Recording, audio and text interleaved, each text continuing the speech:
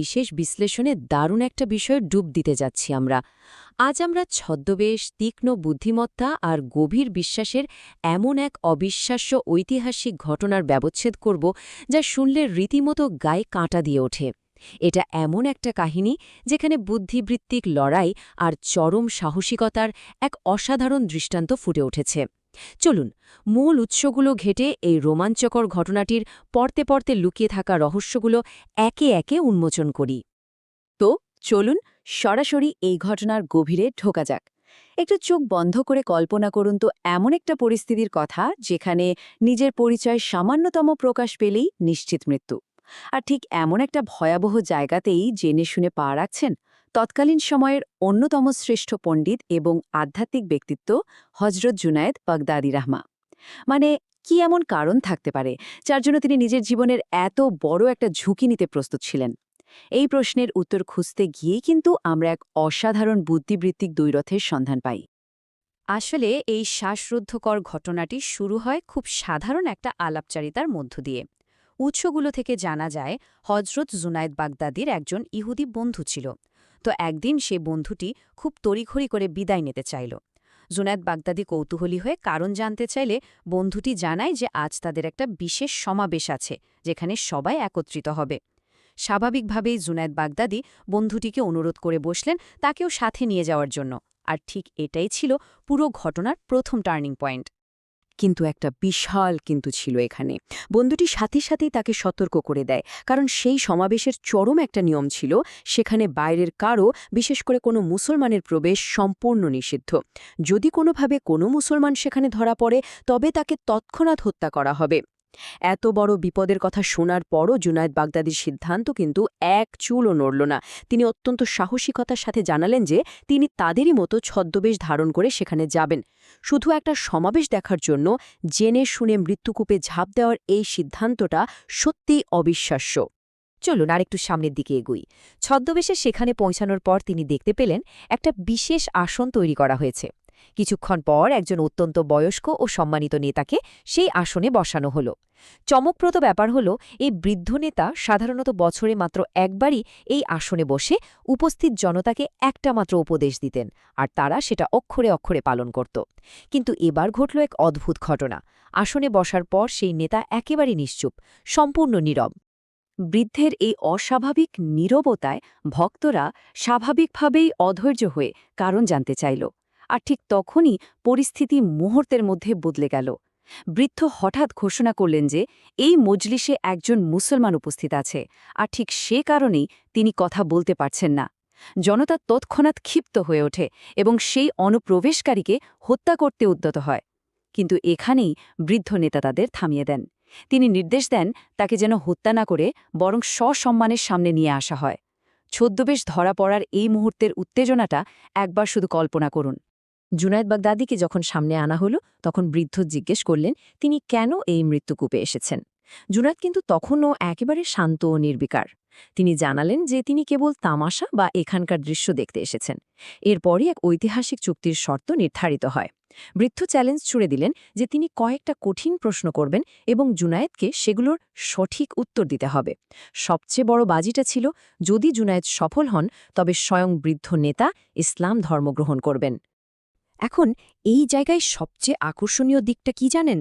প্রশ্নপর্ব শুরু হওয়ার ঠিক আগেই জুনায়েদ বাগদাদি এক মোক্ষম চাল চাললেন। তিনি বৃদ্ধকে পাল্টা জিজ্ঞেস করলেন, প্রশ্নকারী বড় নাকি উত্তরদাতা বড়? বৃদ্ধ সরল মনেই স্বীকার করলেন যে উত্তরদাতাই বড়। তখন জুনায়েদ বাগদাদি এক অসাধারণ বুদ্ধিমত্তার পরিচয় দিলেন। তিনি বললেন, যদি উত্তরদাতাই বড় হয় তবে প্রশ্নকারীর ওই প্রধান আসনে বসে থাকার তো কোনো অধিকার নেই। তিনি বৃদ্ধকে আসন থেকে নেমে আসতে বলেন এবং নিজেই সে আসনে গিয়ে বসেন। একেই বলে মনস্তাত্ত্বিক লড়াইয়ের মাস্টার স্ট্রোক। তো আসন গ্রহণ করার পর শুরু হয় মূল বুদ্ধিবৃত্তিক দ্বৈরথ। বৃদ্ধ নেতা এমন ৩টি প্রশ্ন প্রস্তুত করেছিলেন যা আপাতদৃষ্টিতে আমাদের এই জাগতিক নিয়মের সম্পূর্ণ পরিপন্থী। এই প্রশ্নগুলোর মাধ্যমে তিনি মূলত পরকালের বা জান্নাতের কিছু ধারণাকে যৌক্তিকভাবে চ্যালেঞ্জ করতে চেয়েছিলেন। চলুন একে একে সেই প্রশ্নগুলো আর জুনায়েদ বাগদাদির দেওয়া সেই চমৎকার উত্তরগুলো একটু বিশ্লেষণ করে দেখি। বৃদ্ধের প্রথম প্রশ্নটা ছিল জান্নাতের খাবার নিয়ে। তিনি বললেন, বেহেশতে মানুষ প্রচুর আহার করবে, অথচ মলমূত্র ত্যাগের কোনো প্রয়োজন হবে না। এটা কিভাবে সম্ভব? জুনায়েদ বাগদাদি অত্যন্ত শান্তভাবে জাগতিক জীববিজ্ঞানের একটা অকাট্য উদাহরণ টেনে এর উত্তর দিলেন।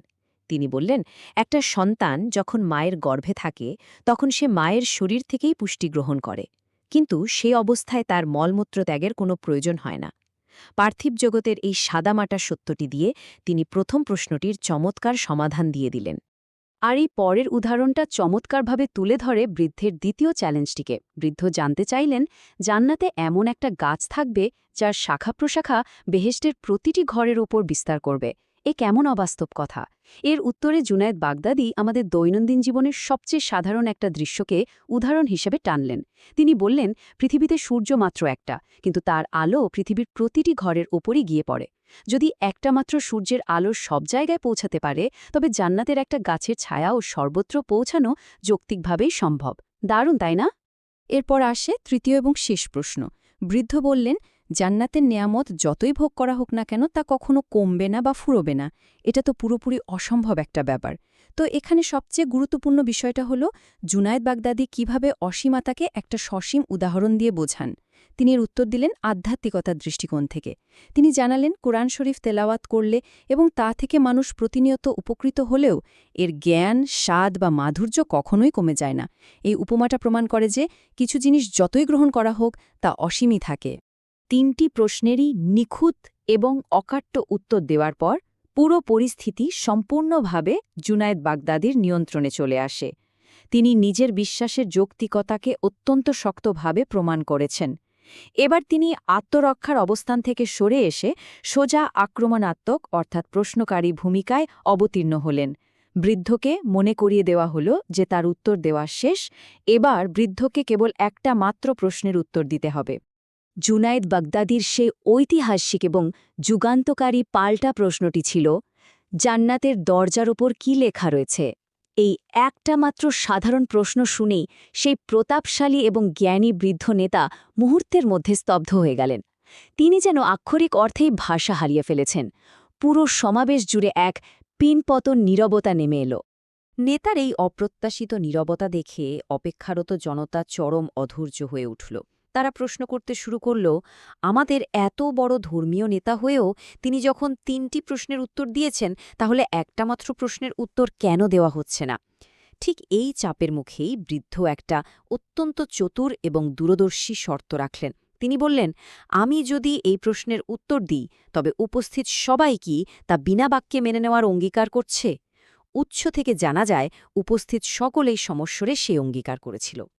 সবার কাছ থেকে প্রতিশ্রুতি পাওয়ার পর বৃদ্ধ নেতা অবশেষে নীরবতা ভাঙলেন। তিনি জুনায়েদ বাগদাদির প্রশ্নের উত্তরে জানালেন, বেহেশতের দরজার ওপর লেখা আছে, লা ইলাহা ইল্লাল্লাহু মোহাম্মদুর রাসূলুল্লাহ। আর ঠিক এই একটা বাক্য উচ্চারণের মাধ্যমেই তিনি দেওয়া পূর্বের ওয়াদা পূরণ করলেন এবং পরম সত্যকে সবার সামনে নির্দ্বিধায় স্বীকার করে নিলেন। এই পুরো ঘটনার পরিণতি ছিল অভাবনীয়। মূল উৎস অনুযায়ী বৃদ্ধ নেতার মুখে এই কালেমা শোনার পর এবং পূর্বের অঙ্গীকার অনুযায়ী উপস্থিত সবাই তৎক্ষণাৎ ইসলাম ধর্মগ্রহণ করে। কোনো যুদ্ধ বা তরবারির জোর নয়, বরং স্রেফ গভীর জ্ঞান, অকাট্য যুক্তি এবং অসীম সাহসিকতার মাধ্যমে কিভাবে একটা পুরো সমাবেশকে বদলে দেয়া যায়, এই ঘটনাটি তার এক অনন্য ঐতিহাসিক নিদর্শন। এই পুরো ঘটনাটি বিশ্লেষণ শেষে আমাদের নিজেদের জন্য ভাবার মতো একটা দারুণ খোরাক রেখে যায়। মায়ের গর্ভের শিশু, প্রতিদিন আকাশে ওঠা সূর্য কিংবা পাঠ করা গ্রন্থের মাধুর্য, আমাদের চারপাশের এই অত্যন্ত সাধারণ পার্থিব বিষয়গুলোর মাঝেই যে কত গভীর আর আধ্যাত্মিক সত্য লুকিয়ে থাকতে পারে, তা হজরত জুনায়েদ বাগদাদি রহমান একেবারে চোখে আঙুল দিয়ে দেখিয়ে দিয়েছেন। ভাবলে অবাক হতে হয়, চারপাশের এই অতি সাধারণ জীবনযাত্রার মাঝে ছড়িয়ে থাকা এমন কত শত গভীর সত্য আমরা প্রতিদিন না বুঝেই এড়িয়ে যাই, তাই না? এই প্রশ্নটির উত্তর খোঁজার ভার আজ সবার জন্যই এক চিন্তার বিষয় হিসেবে রয়ে গেল।